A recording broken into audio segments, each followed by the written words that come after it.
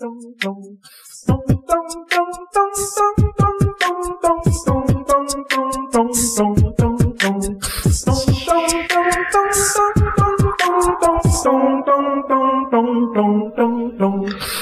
cerita di Sunda, anu serem atau bahagia, serius atau nengan jenaka, kabe ayah di cerita story Sunda, atau sok milarian lain, aja tantu ayah dan lain, hai baraya romansa bersama cerita Sunda ya di cerita story Sunda. Like, comment, share, subscribe, like, comment, share, subscribe, like, comment, share, subscribe, like, comment, share, subscribe, like, comment, share, subscribe, like, comment, share, subscribe.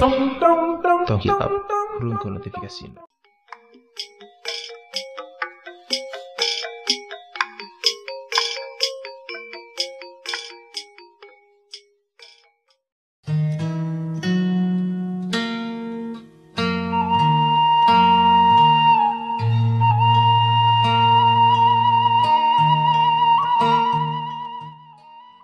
Ngan sakitu geuning amarah nu geulis teh. Geus beak mah cicing. Sakapeung aya keneh sasageurih-geurihkeun nyelang. Panonna katempo maling reret kaki mules. Nu geulis acan bisa tanggah, tungkul we bari ramona nyusutan Cipanon. Bener pisan, seuneu mah ulah dipancing ku bensin bisi ngagugudag. Bener oge ulah miharap hujan di hulu cai bisi caah dengdeng, bisi kabawa palid. Nu geulis teu ngajawab hampura atawa henteuna. Manehna ngan ukur mampu nyanderkeun sirahna kana dada Ki Mules. Leungeunna ngaet cangkeng Ki Mules. Atuh Ki Mules ngan ukur bisa ngantep ka hayang nu geulis. Kumaha ngeunahna wae. Lalaunan dina hate Ki Mules nyaliara ka asih minuhan sajatining rohangan katresna. Teu biasa sabab kakara ngarasa hiji anugerah anu taya wates wangeunna kanikmatan hirup di dunia. Hese lamun lalaki geus ragrag ka nyaah juaragana oge moal dikoretkeun. Atuh sabalikna dina hate nu geulis oge asa manggih sagara pikeun nepikeun rasa anu kacida motahna. Kunaon bet ujug-ujug datangna? Padahal samemehna pada ngadodoho rek ngabegal pati. Dengdem anu minuhan sakujur jiwa raga ngiles teuing ka mana? Nu aya ka asih jeung ka nyaah. Naha kusabab geulis? Eta salah sahijina. Tapi lain ngan ukur eta. Aya sabeh dituna. Keur Ki Mules anu biasa nyang hareupan pasiarongkah, ari kudu mateni awewe geulis mah atuh jadi turun jajaten. Teu pantes pisan. Keur nu geulis atuh jadi robah nalika lalaki nu salila ieu dipikaciceup teh bet pasrah tumarima. Malahan aya karasa ka nyaah ti manehna dina sorot panonna. Nu geulis asa manggih ibuna langse dina poe entang-entangan.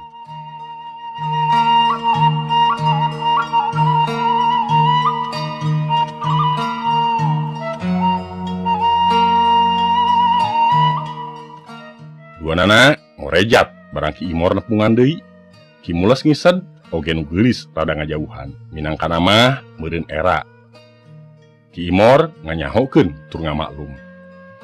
Dina hatena mah atoh sabab moal aya deui dengdem antara maranehna. Cekuring mah mending buburu beberes ulah dilila-lila. Puguh ari geus saling suka mah rung we geus arasak pikir ieu. Can siap Ki. Di dinya mah tiba heula ge ngomongna can siap wae nepi ka henteuna. Geulis ngajang hilek panonna ngareret ka Ki Mules pinuh ku kapanasaran. Jajantungna ujug-ujug ratu. Nah kunaon bet aya rasa sieun ditinggalkeun ku Ki Mules. Hatena geus kacangreud ka asih jeung ka tresna. Sok mending ge tanyaan mengpeung rineh. Ki Mules ngarenghap terus neuteup jero kanu geulis. Geulis atuh ngan bisa tungkul. Kakara imutna katempo. Saliwat ge matak giung karasa ku Ki Mules. Hoyong gaduh istana di luhur pulau di situ, tapi tong tengah teuing. Tah, geuning merean. Mas kawina naon nyai? Hoyong budak bule kembar duanana. Gebeg. Ki Mules ngagebeg. Baru nu geulis teh menta parepeh budak kembar. Memang aya budak kembar anak alotuan hola, lalucu. hiji lalaki, hiji awewe. Piraku eta kudu disebakeun supaya situ aman. Cinta memang butuh pangorbanan, tapi pangorbanan model kieu rada berat keur Ki Mules. Bisa kumahaeun mun indung bapak nanyahueun yen budakna dipake mas kawin ku Ki Mules pikeun ngadahup jeung nu geulis. Bisa wae ditolak ku Ki Mules menta ganti ku nu sejen. Tapi jigana nu geulis moal daekeun. Kumaha Mules? Urang kereuyeun nyieun pulo jeung istana we heula. Tah geuning Nyai. Sumuhun, Bantuannya Kakang Mules supaya cepat. sumuhun. Sapuk anu diheulakeun ngawangun pulo jeung istana. Tanggeus beres, bendungan anu debrah rek diomekeun. Ki Mules amitan balik, nu geulis ge sarua amitan. Duanana balik bareng. Atuh leumpang Ki Mules teu bisa gancang, sabab nu geulis mung lesot tina leungeunna.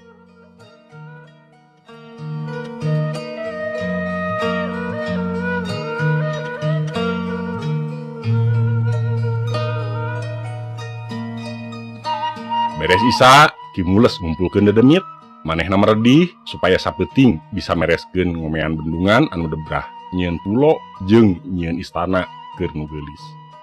Dedemit nyanggupan asal eueuh ngaganggu jiga keur nyieun bendungan ti heula. Dewi Pulasari ngajamin moal aya nu ngaganggu, malahan mah prajuritna anu ngaruksakeun bendungan di titah mantuan ngomean. Pasukan dedemit dibagi 3, masing-masing boga tugas. Ki Mules jeung nu geulis tugasna ngamandoran. Salila ngamandoran anu garawe, nu geulis teu daek incah jauh ti Ki Mules. Ngan hayang rerendengan we. Atuh dina hate mah Ki Mules oge ato. Anu pangheulana beres nyaeta pasukan anu nyieun pulo. Gancang pisan ngangkutan batu terus ngurug make taneuh ti gawir belah kulon anu digali.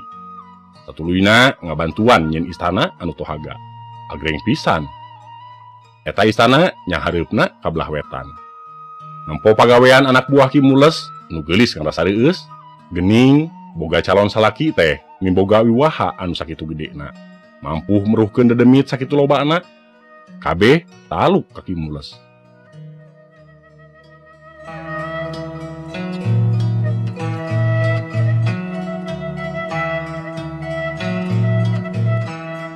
Wanci janari pagawean kabeh rengse, bendungan alus deui. Moal manggih bocor, komo debrah mah. Dijamin tohaga. Istana geus kajengleng luhureun pulo, katempo agrengna komo sanggeus dicet bodas mah. Sakurilingna dijieunkeun taman, atuh istana teh katempo indah gede wibaha. Antara pulo jeung bendungan dijieun jambatan tina abi bitung kolot. Geus eueuh deui pagawean mah dademit lusles. Oge prajurit orai anak buah nu geulis. Di istana tinggal Ki Mules jeung nu geulis duaan. Pamundut Nyai parantos dibuktikeun ku Kakang sadayana beres. Keun we ngararapih mah urang reuyeuh lalaunan. Sumuhun, nuhun Kakang. Cek nu geulis bari goledag dina lahunan Ki Mules. Geus teu kagukeun deui ayeuna mah. Kakang hoyong ieu ditampi ku Nyai. Sanes nyumponan syarat kusabab Kakang hoyong ka Nyai. Tapi Kakang hoyong ieu sagala anu tos dibuktoskeun ku Kakang teh bukti kaasih, kanyaa, kacinta Kakang ka Nyai. Hatur nuhun Kakang. Pan panginten sanes istana wungkul anu diperyogikeun teh tangtos seueur kakiranganana. Ku Kakang urang lengkepan. Tuh Kakang. Hayu urang gerecayan. Ah, ku Kakang we nyalira. Ngidik Ki Mules mongpok pangbedahan situ. Teu hese, isukan ge bakal ngamplang sarajan moal awak kapinu.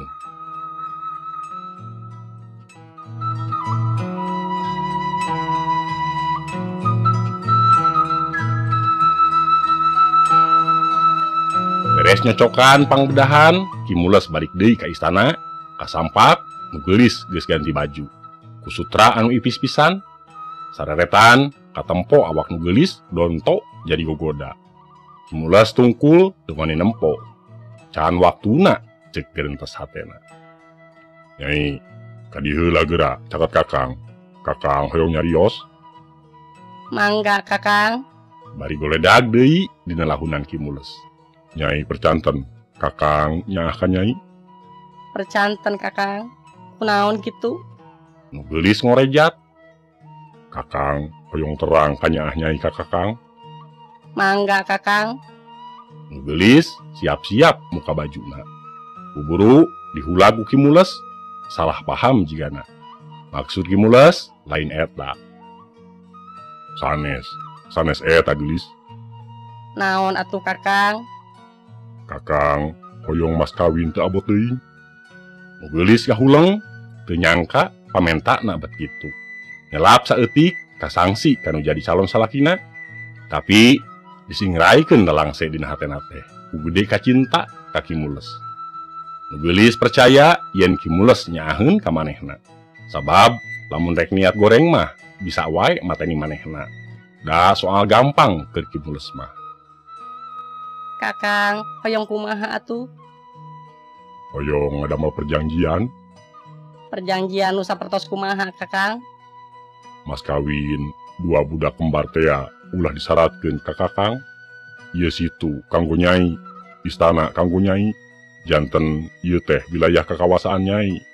Pami Kakang janten caroge Nyai oge panginten ieu kakawasaan urang duaan. Urang nu ngajaga ngariksa, Sumuhun, kitu Kakang. janten kahoyong Kakang cing saha wae anu ngarumpak aturan kerajaan urang.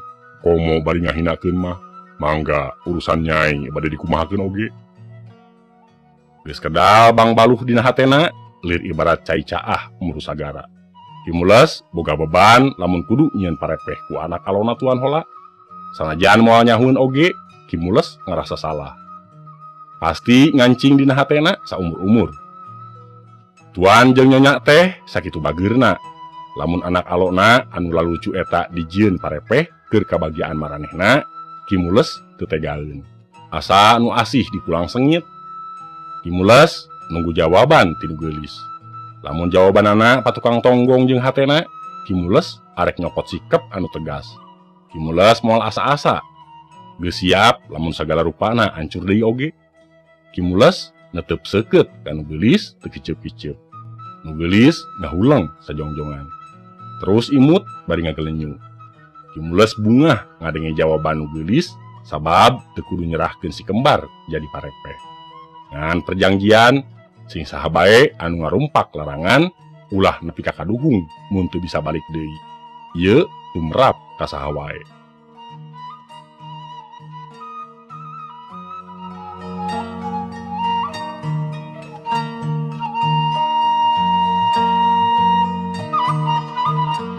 Biasana geus salat subuh teh Ki Mules sok ngopi terus nyanet. Tapi tadi mah henteu, guher deui wae sare. Capek jeung tunduh teu bisa dibangbalerkeun. Lep weh teu inget di bumi alam. Sajroning sare Ki Mules ngimpi suka bungah jeung nu geulis di buruan hareupeun istana. Dina pangimpian teh manehna asa heran bet wani ngagalentoran nu geulis. Nu geulis cicing sumerah.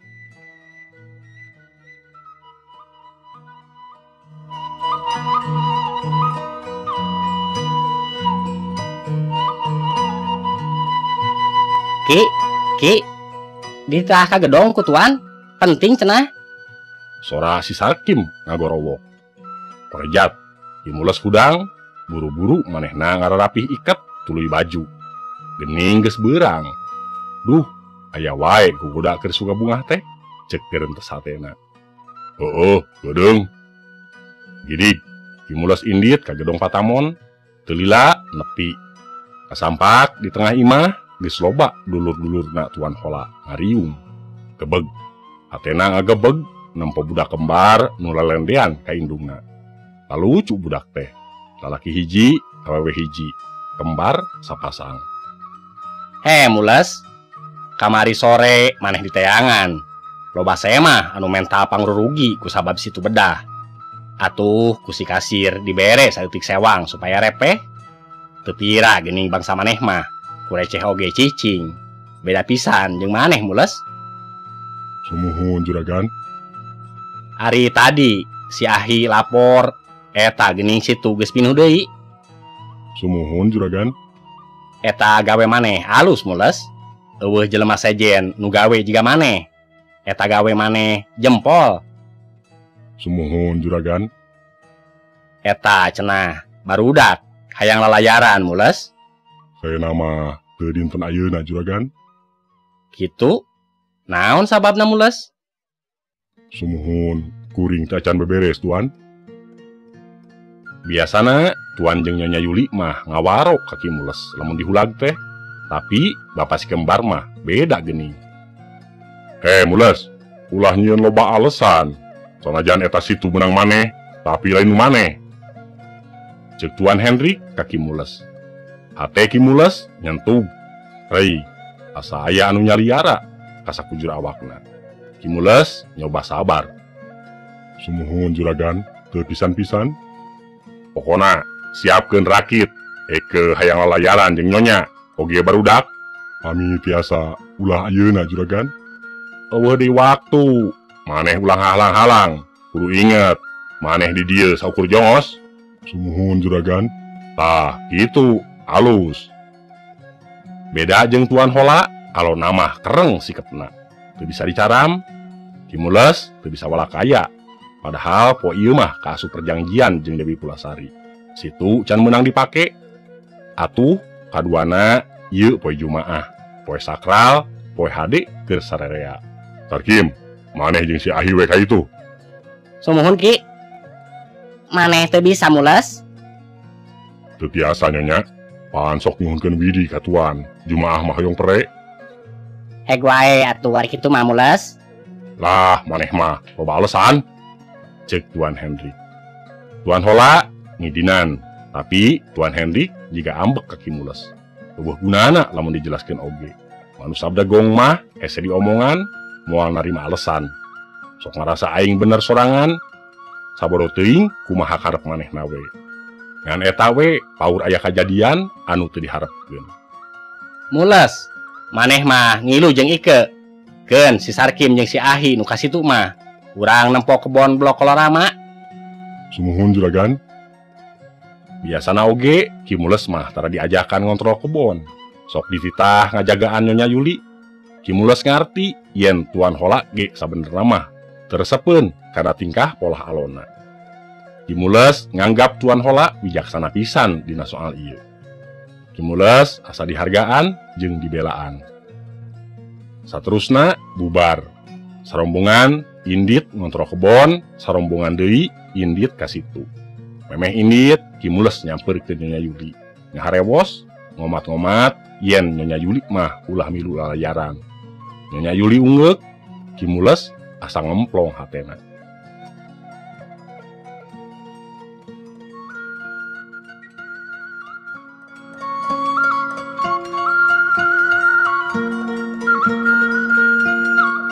Bobongkon perakan salak, gujrud. Beres Jumahan, jelema anu nyahungeun beja yen Tuan Hendrik kacilakaan keur lalayaran. Kabeh muru ka situ sukarame. Harayang nyarahungeun salamet tenteuna.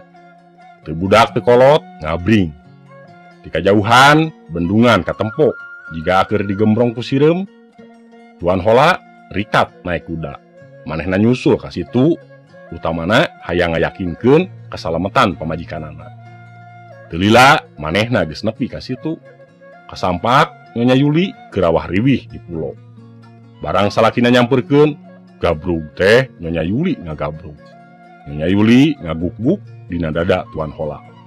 Sanajan diupahan ge, Nyonya Yuli teu repeh, malahan mikin angot. Nyonya Yuli tutunjuk ka tengah situ. Dina getek katempo Tuan Hendrik keur nangkep tuur. Bari mucicid kusabab pakaianana baseuh. Teka tempo anakna anu kembar jeung pamajikanana. Tuan Hola manggil si Sarkim anu ngadalikeun eta getek. Teu lila getek nepi ka sisi. Si Sarkim luncat terus nalikeun getek kana pancu. Tuan Hendrik masih cenekul keneh dina getek. Manehna embungeun naek, beungeutna meuni sepa. Ngabige teu bisa ditanya. Palika anu jarago dikerahkeun keur neangan layon nu kapanggih ngan saurang. Nyaeta pamajikan Tuan Hendrik. Nepi ka hampir magrib, palika-palika teu hasil manggih layon budak kembar. Tungtungna kabeh bubar. Di tiap imah nyaritakeun kejadian di situ bari jeung kabeh oge teu nyahoeun kejadian sabenerna.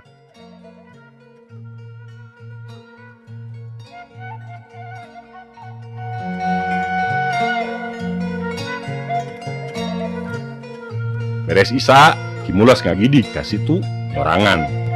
Tapi ka situ hatena peurih, istana teu katempo, anu dijugjug dipihara panggih nyaeta Dewi Pulasari eueuh di kieuna.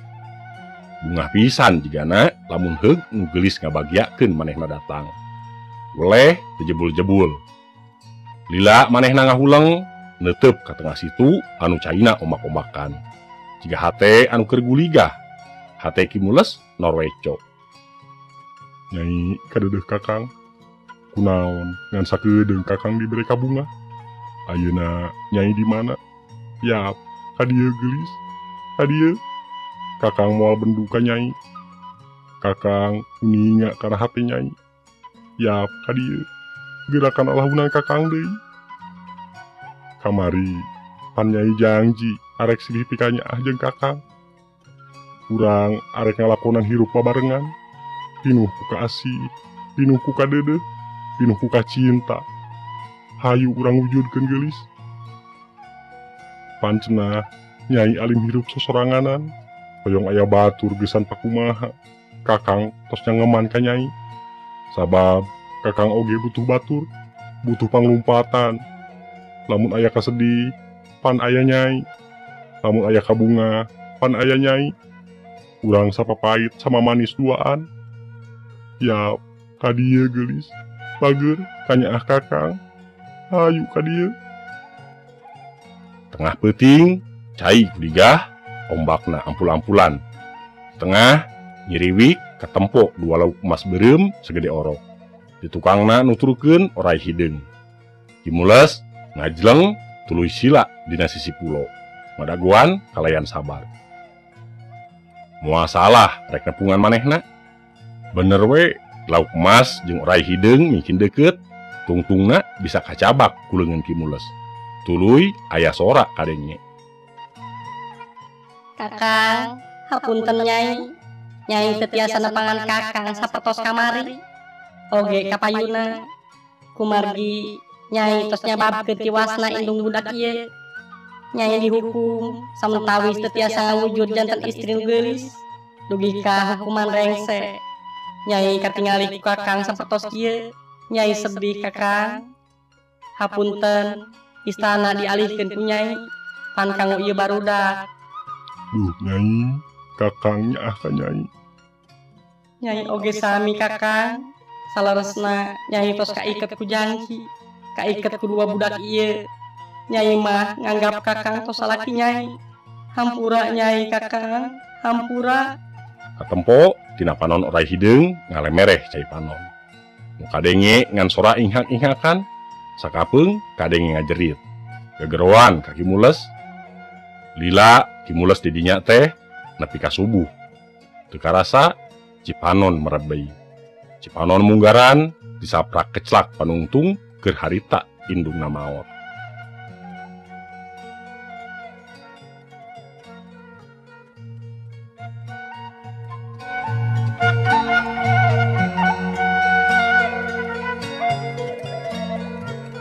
Pemirsa, rupina mung sakitu anu biasa kapihatur. Misteri Situ Suparame bagian kaopat tamat. Tirang langkungna sim kuring nyuhunkeun dihapunten. Billahi taufik wa hidayah. Wassalamualaikum warahmatullahi wabarakatuh.